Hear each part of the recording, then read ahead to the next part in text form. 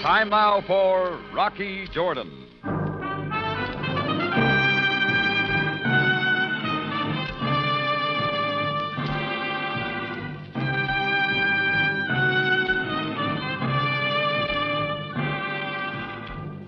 Not far from the Mosque Sultan Hassan in Cairo stands the Cafe Tambourine, run by Rocky Jordan. The Cafe Tambourine, crowded with forgotten men, alive with the babble of many languages. For this is Cairo, where modern adventure and intrigue unfold against a backdrop of antiquity. Tonight's story, Journey to Nashier.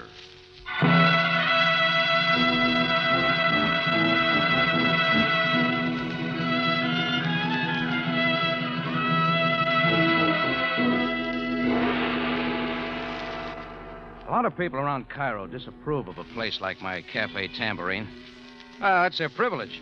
But with the European residents, the perspiring tourists, and the usual element that drifts down the delta from the waterfronts, the place manages to stay busy.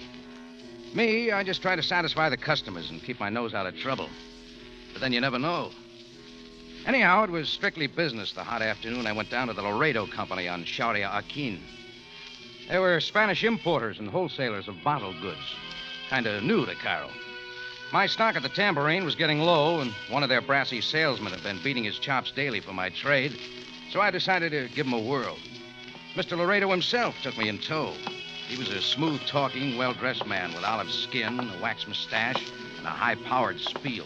Our line is absolutely complete, Senor Jordan. We can give you prices no one in Cairo can duplicate. Yeah, sure. Careful merchandising, Senor. There is a secret. A small profit, but a fast turnover. That is our motto. Remember... Yeah, sounds good. 100 case lots, and you cash in on our discount plan. The customer makes the money at Laredo. That is our motto. Well, that's all very fine, Mr. Service Laredo. that is outstanding. From the manufacturer to you with guaranteed liberal credit. At Laredo's, you put more opportunity in your future. That's your motto. Exactly, Senor Jordan. And now, if you will permit me to show you...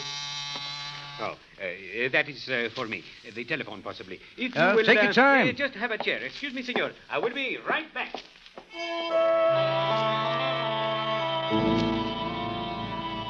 I didn't mind the wait. The rear of the wholesale house looked cool and inviting after the swelter of the street. So I wandered back, browsing among the cases piled and stacked everywhere. It looked like Laredo had just what I wanted.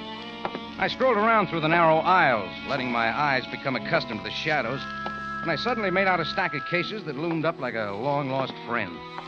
It was a mineral water from my favorite spa in South America. I hadn't seen any in years. I pulled a bottle out, found a nail to get it open, and proceeded to sample it.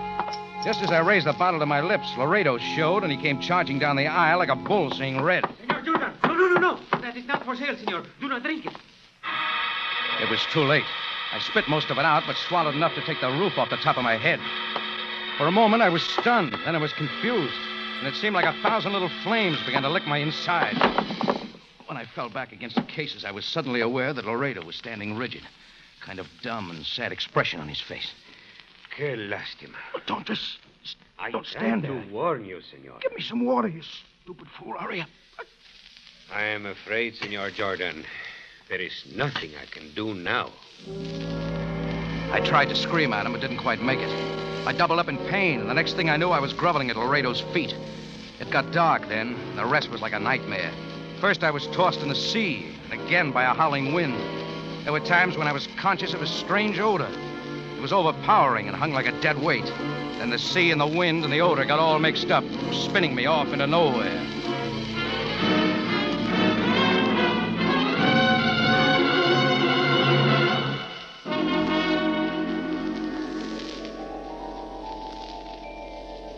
When I came drifting back, my body was still and quiet. My eyes opened and there was more spinning. Not me this time, but a little ceiling fan making like a sunbeam mixmaster. Only it didn't help any. I was in a small room, flat on my back. Here and there was sprinkled some white enamel. And there was another smell, like a hospital. I pulled my eyes to the window, and all I could see was sand. I went back to sleep for a while, and when I woke up again, the same burning was in my throat, and my lips were parched and dry. There was more white. Some of it moved. I looked up to see a spare, mild-eyed man staring down over his beard at me. There, now, you're coming around. You'll be all right now. Will I? I am Dr. Cooper. Well, Jordan's my name. Well, maybe you know. Now, just relax. We will talk later. Where's Laredo? No, I wouldn't sit up. Not yet. Where is he? Here. Here, drink this. There. That's better, is it not? Yeah, thanks. You haven't answered me. Oh, Mr. Jordan, why can't people like you and I learn the ways of the Oriental? What does that mean? Resignation at times such as this. You have been through an ordeal. Your mind should be at peace. But then I have tried too. Tell me about Laredo. I'm sorry I never heard of him. And what's this? How'd I get in this place? Not much of a hospital, I admit. But the best we have is a tiny outpost like Nashier. Nashier? Please lie back, Mr. Jordan. I was in Cairo only a few minutes ago. We are 50 miles from Cairo. But then your mind will clear. The heat and the sand does such things, you know. How'd I get here? Why is anyone here? I was a good doctor till a slip of the scalpel, and then... That's all very interesting. Now, what about me? A camel driver named Pandit brought you in 18 hours ago. Where is he? He's outside, but there is no hurry. I want to see that guy. Get him in here. Very well, if you insist. Pandit, you may come in. You feeling better, yes, sir? I haven't made up my mind yet. You are indebted to Pandit. He found you in the desert. Yes, sir. Half covered by the sand. Your pockets were empty. Nothing to tell who you are. I don't get it. Very strange, sir. Beyond where I found you, there is not water for many kilometers. A few more hours and you would have died. Yeah. Doc, was I poisoned or what? Poisoned? That's very doubtful. You must have wandered about without eating for days. Oh, you're all wrong. Oh, you were dry as a bone. A stomach pump couldn't have been more thorough. Well, maybe I am losing my mind. What do you make of it, Doc? I'm only a doctor, Mr. Jordan. Problems beyond that are only confusing. Perhaps that's why I'm out here, at such a place. It was only a small mistake. Listen, I was in a wholesale house in Cairo. I sampled some mineral water, and the next thing I know, I've been dehydrated and left in the desert to die. Very strange, sir. What went on in between? You're tired. You need rest. It wasn't mineral water, that's a cinch. I wouldn't know. That's what gets me. If they left me out here to die, why did they take such pains to make sure no trace of that fire water was inside of me? Very strange, sir. Yes, strange. So many things about you, Mr. Jordan. Yeah, what else? How is it that you have never had your tonsils out? I talked the doc out of a tonsillectomy and talked Pandit into loading me on a camel and getting me to the road along the Nile that led back to Cairo. And by one way or another, I was finally back in the city late that night and unlocking the door to my tambourine. I made it up to my quarters and fell across the bed and was asleep without undressing. Next I knew, it was morning. I was awakened by somebody moving around below, so I went down. It was Chris, my bartender. Rocky, you old son of a gun. Hi, Chris. Thanks for opening up. Where you been? We've been looking all over for you. You can relax. Hey, you know, Rocky, you look bad. Everything all right? Oh, just a little dehydrated. I made up some coffee. Oh, that'll help. Thanks. Last I knew, you went over to the Laredo Company. What happened after that? Mr. Laredo can tell you better than I can. We called there last night, but no answer. I don't get it, Rocky. I'll tell you about it. Sure. Now, here's some canned milk. No, I think I'll take it black. Captain Sabaaya's been looking for you, Rocky. Yeah, what about? Well, I guess we were all trying to find you, only he came back 2 or 3 times last night. Seemed kind of sore. Oh, he can wait. Think you can keep things going here for a while, Chris? Sure. You go ahead and rest. Yeah, not till I see Laredo. Hey, gee, Rock, you're in no condition to go anyplace. Start worrying about Laredo. He's going to need it.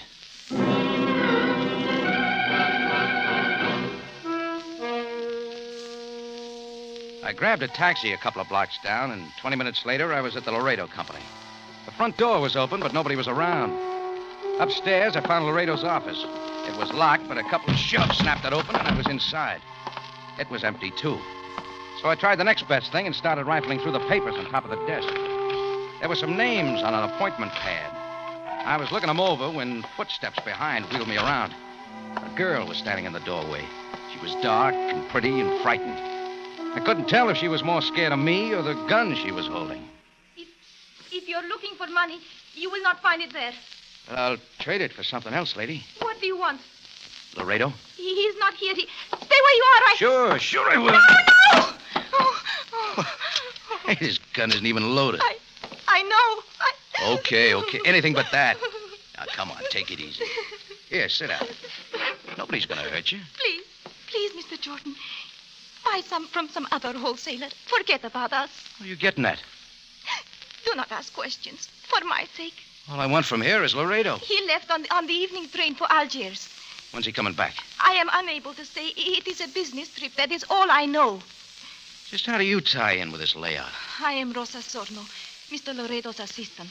But you don't know why he went to Algiers or when he'll be back. No, from now on, Rosa, let's make sense. Sense? What went on here yesterday? What was in that mineral water? I do not know what you are talking about.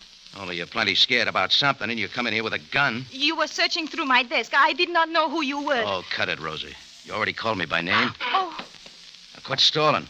We got a lot to talk about.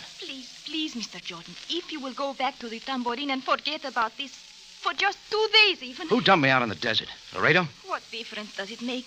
You are safe now. If you continue to persist, you will hurt yourself and me. Look, I'm no good at riddles. If you would trust me, Mr. Jordan, come back 2 days from now. I will tell you anything you want to know. 2 days. Why not now? It's only that... Will you not help me?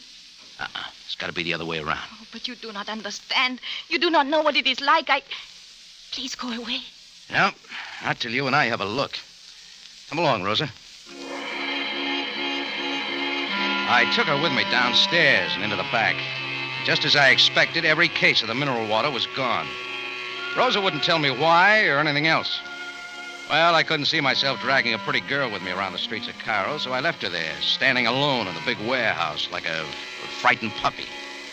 It wasn't an act either. She was scared to death. When I got out to the street, the first thing I saw was a familiar black limousine at the curb. A committee of one stepped out to meet me. Captain Sam Sabaaya, Cairo Police. So, Jordan, you have not disappeared after all. Hey, look, you sound disappointed, Sam. Disappointed? On the contrary. What are you doing here this morning? Oh, they sell stuff I can use. Jordan, I have had little sleep. We will dispense with your evasion. Wait a minute, Sam. Being in your missing persons file wasn't my idea. I'm just as sorry as you are. Your bartender, Chris, informed me of your disappearance early yesterday. But since then, my interest has become much more complicated. Okay, one more complication won't make any difference. When did you last see Laredo? 2 days ago, when I came here to see about some liquor. And where have you been since that time? Sam, if you'll just drive me back to the tambourine, I'll dump the whole thing right in your lap. Get in, Jordan. To headquarters, Ali. Hey, I said the tambourine, silly.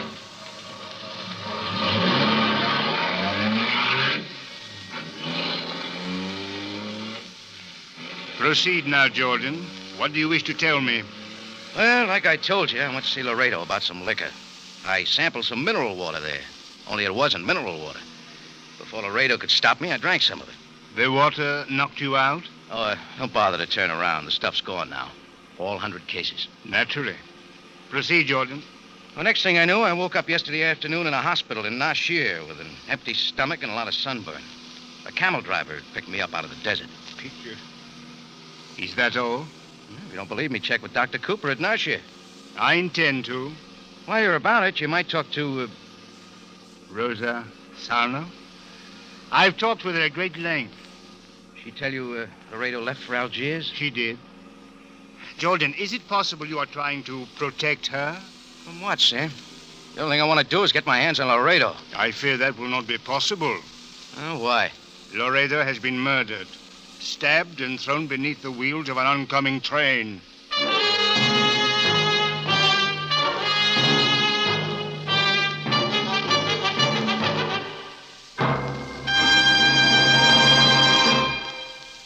You're listening to Journey to Nashier, today's adventure with Rocky Jordan.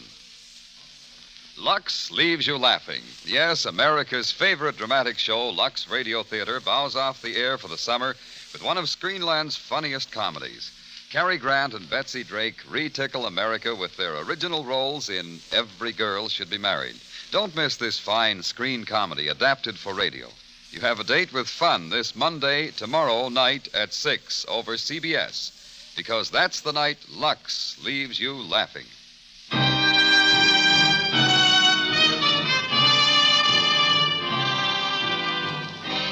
we return you to Cairo and tonight's adventure with Rocky Jordan, Journey to Nashier.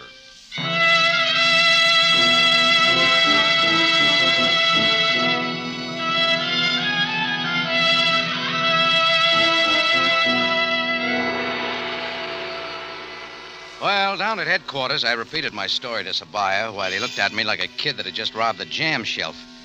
I couldn't tell whom he suspected most for Laredo's death, me or Rosa Sorno. There was nothing to hold me on, so Sam was off to check my alibi with a hospital up in Nashier, and I went on back to the Tambourine. I drew a cold beer and sat down in my office with Chris and brought him up to date. Chris has the knack of being a good listener. Sure sounds crazy, Rock. Yeah. With a yarn like that, Sabaaya wonders where I fit into Laredo's killing. What about the girl, Rose? Sorno? Yeah.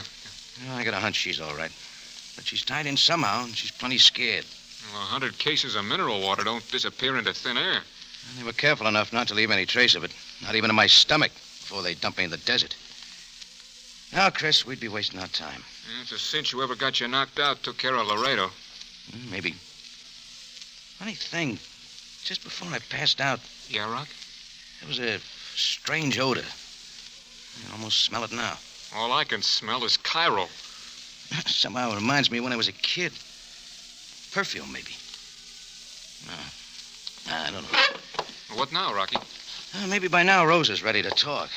Boy, you sure ask for it, don't you? By this time, I could have found my way to the Laredo Company in my sleep. But there was an answer there, and I had to find it. The place was as empty as ever downstairs, so I started for the office.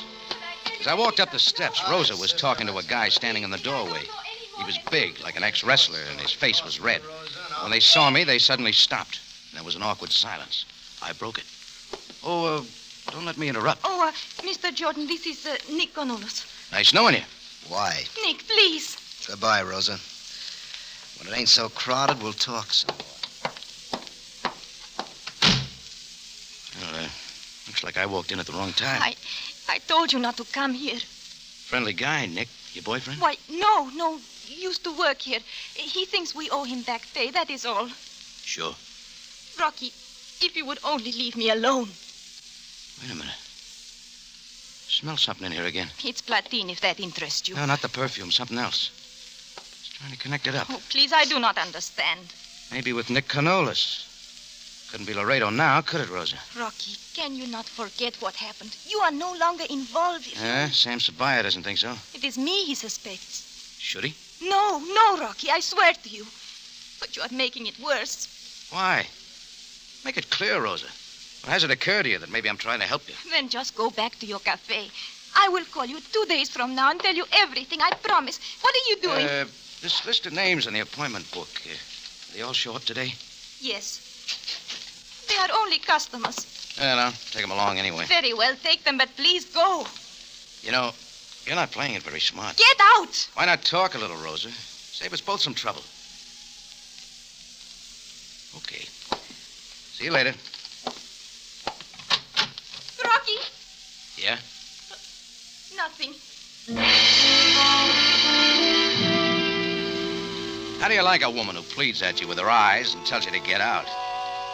That wasn't all I couldn't figure out about her. All that trip had gotten me was a list of 6 names. There was an outside chance one of them would help me to the answer. So I started at the top. Antonio Giovanni, 4110 Sharia Ben Ahmud. It turned out he had a combination liquor and cheese shop. He swatted flies like an old hand. What do you want, mister? It's about a Mr. Laredo of the Laredo Company. You know anything about him? Know anything about it? Sure, I wasn't there today. All the liquor I wanted. Flies. Yeah, I know. This the first time you've been there?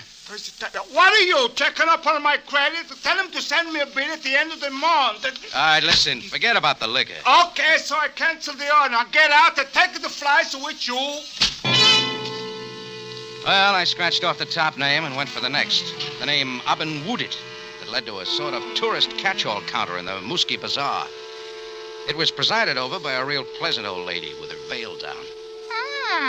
Busemwala Effendi. Sell me some information, lady. Inglesi. Mitza el Caid, yes? Yeah, sure. Look, it's about a Mr. Laredo. What's he selling you? Laredo? Assalamu alaikum, yes? Oh, I can tell we see eye to eye. Yes. Andi dukan, andi nibi, inta fahimi, yes?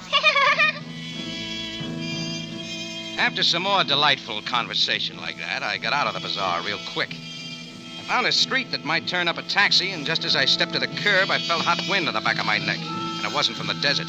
The way he jabbed the gun between my shoulder blades, I knew he meant business. Move toward the alley, Jordan. Oh, I like it better here, Canolas. Move. Well, if you put it like that. Not so fast. Do me a favor. Shut up. Sure, if that makes you happy. Talk. I never knew a man who talks so much. You even talk in your sleep. Yeah? You make me weary with talk. What do I say in my sleep, Nick? Just talk. Okay, Jordan. We stop here.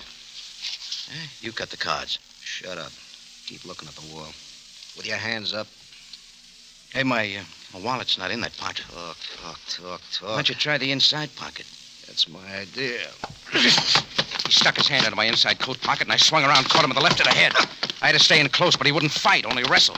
He got a headlock and slammed me against the building. It got hazy, but I stayed inside his gun till all at once it came down on the back of my head. I hit the dirt for the 3 count. When I came up, Canolas was gone. I reached into my pocket for the list of names I'd taken from Laredo's office. All I came up with was a broken fountain pen. Now, that meant Canolas had plenty to do with this deal, and maybe Rosa Sorno, too. All I could remember was the scared look in her eyes. From the looks of things, I was the Laredo Company's best customer, because I went back there for the 3rd time that day. And this time, there was nobody there, not even Rosa. In the office was that same odor again, stronger than ever. In an ashtray by the window, I found it. A half-smoked dark brown cigarette. At that second, the door opened. You are making things difficult, Jordan. Oh, I'm just trying to help, Sam. Come on in. Indeed, I will. Where is the girl? She's not here. I got something else. Now, what has that to do with... Look at it. A Q-beb. Ever smoke one when you were a kid? Jordan, you are taxing my patience. Sam, whoever hauled me off in the desert is an asthmatic. They smoke these sometimes. Jordan, Look, the smell. It followed me all the way out to the desert. Jordan, there are millions of asthmatics. So how will it help us? Might narrow down the field, Sam. Jordan, the field is immense. Laredo, I discover, has more enemies than we can count. He spent time in a Cuban prison for smuggling drugs. He hid in your country, Carlsbad, New Mexico, for 2 years to escape the Johannesburg authorities. What for? Drugs again. In many other cities, Santiago, Chile, for example, there are records of him. Sam, how about playing ball with me? I want Rosa Sarno. Leave the building, then come back and meet me downstairs in an hour. Are you presuming to tell me... I want someone to think we've left and the coast is clear. Who, Jordan? Oh, it's just a hunch. Give me a break. Very well. But after this, if the girl is not found, you will be held responsible. In 1 hour. Sam left, and I waited in the office a few minutes, then pretended to leave, too. Only I backtracked and slipped into the warehouse. I began to move slowly through the aisle. I heard someone enter the warehouse from the back. I ducked behind some cases and waited. It was Nick Canolas. As he passed, I slid out and shoved the stub of my fountain pen in his back. Hold it, Nick. Are you going to talk some more, Jordan? You this time. About that list of names. They let no place, Jordan. You see, I'm looking around, too. For what? I just wonder what's coming to me. The door on our left suddenly opened, and there was Laredo, with more life than a jumping bean. Nick, look out! Laredo fired 3 shots, and they all found their mark. The first creased my shoulder, the other 2 lodged in Nick, and he crumbled at my feet. Yeah, he got what was coming, but sooner than he expected. Laredo held his gun on me, and I waited. You do not seem surprised to see me, Senor Jordan. Should I? After all, if I am dead, I must be a ghost. It's an easy trick to put your identification on some bum and toss him under a train. For that, you get a 10% discount, Jordan. That half-smoked Q-beb was a dead giveaway. What makes you think it is mine? The places you've been. Carlsbad, Johannesburg, Santiago. All health resorts for asthmatics. Go to the head of the class, Jordan. I don't qualify yet. What about Nick here? He was a good partner until he wanted too much money, and then I had to discard him. Careful merchandising, we call it. Yeah, I got another name for it. You would have been a good salesman, Jordan. Selling mineral water? It boosted my sales tremendously. All year-round stock. That is my motto. Now, kindly step into that room. You shall meet a friend of yours. Yeah. Hello, Rosa. Rocky, I wanted to tell you I did not like being kept here, Jordan. But now that you have come... Don't look at me like that, Rocky. I couldn't even warn I you. can think of a couple of times. Loredo was in the next room. He was there all the time. He would have killed us both. That explains a few things. How about the rest? When Mr. Loredo asked me to invest in a wholesale business in Cairo, it looked like a good venture. I didn't know what he was really doing until it was too late. Quite right. And now I'll leave you and Rosa to explain Nick. Well, that won't be hard. Do not be so certain. After all, I could not have killed him. I am dead, remember? All the time I was looking around the room. There were no windows. The light came from a naked bulb hanging at the end of a long cord by a stack of cases that rose above it. I took a deep breath, grabbed Rosa, and threw myself at the cases with everything I had. Jordan! It worked. The light went out, and I pulled Rosa down, my hand tightly over her mouth. She got the idea and stayed quiet. It was pitch dark now. I waited and listened. Laredo was doing the same. It was cat and mouse, only Laredo had the gun. So the move was up to me. And I got an idea. There was a lot of dust in the air from the overturned cases and a lot more on the floor. I began to blow it into the air, slowly and methodically. In a few minutes, it began to play havoc with Laredo's asthma. I moved quickly and quietly. I knew where he was now. A couple of more steps, and then I dove. I landed right on top of him. We rolled over and over, and then I lost him again. All of a sudden, a light flashed across the room from the open door. Ricky, he's getting away! Keep back, Rosa! Someone was blasting away in the next room. All of a sudden, it got quiet. Rosa and I waited to be sure it was safe, then I got her to her feet, and we hurried out into the warehouse. It was Sabaaya. He was standing over Laredo with a puzzled look on his face. He gave me no choice. He started to shoot as soon as he saw me. Well, I'll bring you up to date, Sam. Over there, Nick Canolis. At your feet, Laredo. Laredo? Is he right, Miss Orno? Yes, but You see, Sam, Laredo had a sweet racket. Even Rosa didn't know the score till it was too late. The score, Jordan? Dissolving illicit drugs and sneaking them into the country as mineral water. I don't know just how it worked. If you evaporate the contents of the bottle, the drugs remain at the bottom. Oh. Well, that should teach you, Jordan, not to sample everything you wish to buy. Oh, on the contrary, Sam. It's a must. Careful merchandising. That is my motto.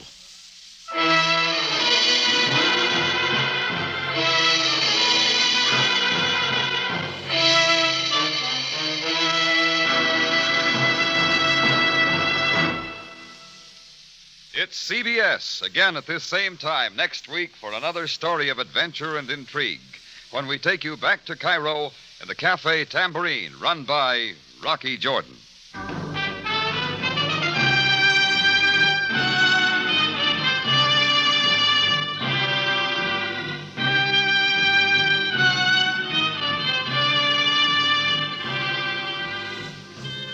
Rocky Jordan, starring Jack Moyles in the title role, is produced and directed by Cliff Howell, with original music by Richard Arant. Tonight's story was by Bernard Gerard, edited by Larry Roman and Gomer Cool. This is Larry Thor speaking.